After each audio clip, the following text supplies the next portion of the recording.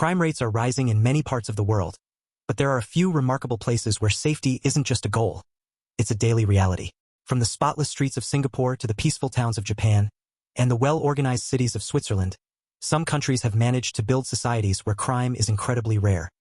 In today's video, we're exploring the world's safest countries, places where you can walk at midnight without fear, where children take public transport alone, and where trust in the system is so strong that breaking the law is almost unthinkable. How did these nations get it right? What are they doing differently? And what lessons can the rest of the world learn from them? Let's dive into the unique mix of culture, governance, social structure, and smart policing that keeps these countries at the top of global safety rankings. Welcome to the world's low-crime societies. Hello, everyone. I truly appreciate each one of you. Thank you so much for your support. Please don't forget to like and share the video, and I'd love to hear from you in the comments as well. Your feedback helps me choose the best topics for future discussions. Thank you again. I like to reiterate, this is a neutral and respectful introduction to countries often noted for having low crime rates, without attributing crime levels to the character of their citizens. Around the world, several countries are widely recognized for maintaining consistently low crime rates. These nations achieve safety not because their people are inherently better or worse than others, but because of a combination of social, economic, and institutional factors that support stability and well-being. That said, here are real-world examples of countries that successfully reduced crime by improving governance, not by blaming citizens. These cases show how strong institutions, transparency, and social policies can reverse crime trends dramatically. Countries such as Iceland, Japan, Singapore, Norway, Switzerland, and New Zealand are frequently highlighted for their strong public safety. What these places typically have in common includes robust social services that reduce inequality, well-funded education and healthcare systems, trustworthy and effective law enforcement institutions, strong community cohesion and social trust, economic stability and low unemployment, clear and consistently enforced laws. It's important to recognize that crime rates reflect systems, policies, and circumstances, not the moral quality of a population. Every society faces challenges, and low-crime countries have simply implemented certain structures that help reduce crime and maintain public safety. Let us take a look at Singapore. Singapore, from high crime to one of the safest countries in the world. Do you know what Singapore was like before? In the 1960s and 70s, Singapore struggled with gang violence, corruption, and poor policing. So what changed? Strong anti-corruption institutions helped a lot. The Corrupt Practices Investigation Bureau was empowered to prosecute anyone, including ministers. Zero tolerance for bribery created trust in government. Professional, well-paid police was paramount. Higher salaries reduced corruption incentives. Heavy investment in training and equipment was imperative. Fast, efficient courts and quick justice improved deterrence. Take a close look at Rwanda. Rwanda reduced crime after genocide through institutions and community justice. Rwanda faced a lot.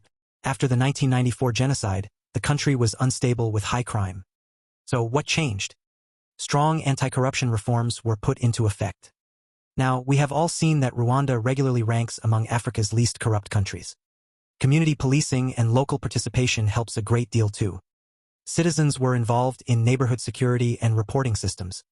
New justice systems, such as Gakaka courts, which created faster dispute resolution and restored social trust. As a result, crime rates dropped, public safety improved, and investors gained confidence. Take a closer look at the country, Georgia. A dramatic turnaround through police reform implementation changed the country for the better. In the early 2000s, Georgia had widespread corruption, police bribery, and high violent crime.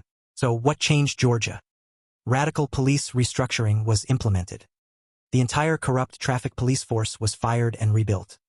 New officers were trained, and salaries were increased. To reduce corruption, paying staff a decent wage is necessary. Simplified government services was implemented.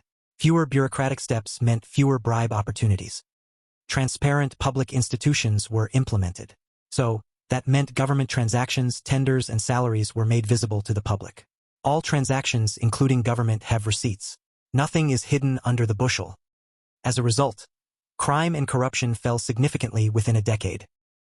Take a look at Chile, strong institutions plus social investment. Chile reduced crime by focusing on social equity and governance, not force. The key changes: anti-corruption culture, strict laws and transparency helped maintain trust. Social safety nets were introduced. Improved education, healthcare, and social assistance reduced economic desperation. Police modernization, training, accountability, and community partnerships improved prevention of crime. As a result, Chile became one of Latin America's safest countries for many years. A lot of people are not aware of it. Hong Kong, anti-corruption body changed society 100%.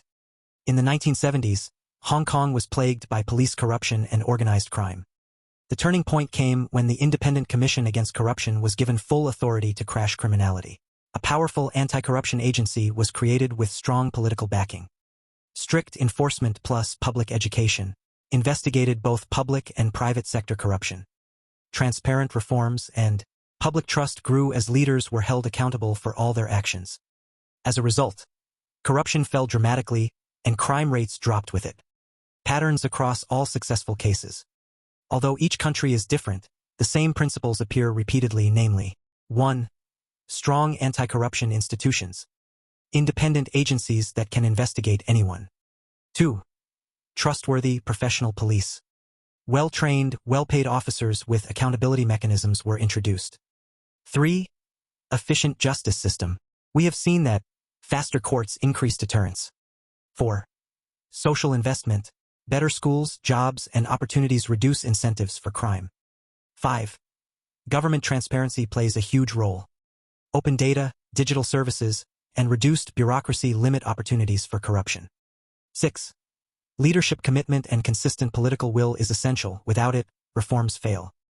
Here are key lessons Nigeria, or any country dealing with corruption and crime, can learn from places like Singapore, Rwanda, Georgia, Chile, and Hong Kong, Switzerland, and many more. These lessons are practical, realistic, and based on what has worked elsewhere. Anti-corruption must be independent and powerful for it to actively function. In every success story, the anti-corruption agency was fully independent, is able to investigate anyone, including politicians. The department must be protected from political interference, and must be backed by top leaders. If corrupt officials or police can influence investigations, then crime thrives. Nigerian criminals will thrive in their country and spill abroad. If no one is untouchable, trust grows, and corruption shrinks. Nigerian police anti-corruption units must be insulated from politics. High-profile cases must be transparently prosecuted to send a message. Police reform is the single strongest crime reduction tool. Successful countries didn't just hire more officers, they rebuilt trust between police and citizens. Higher salaries to reduce bribery end lives. Community policing so officers know the people they serve. Training in professionalism, human rights, and investigation skills. Digital systems to remove cash handling, e.g. e-fines, digital ID checks. What Nigeria can take from this is, pay police enough so bribes aren't a survival strategy. Modernize tools such as databases, evidence systems, surveillance tech. Build community trust so citizens want to report crime. Without trustworthy policing, no anti-crime campaign works. Anti-corruption campaigns will fail if leaders themselves show signs of impunity. Good governance always starts at the top. If Nigeria wants the same outcomes as Singapore or Rwanda, the formula is clear. Strengthen and depoliticize anti-corruption agencies. Reform police accountability, training, and pay. Digitize government services. Speed up judicial processes. Invest in youth and social development. Build transparency from top leadership. Include citizens in security partnerships. I will catch you real soon, good people.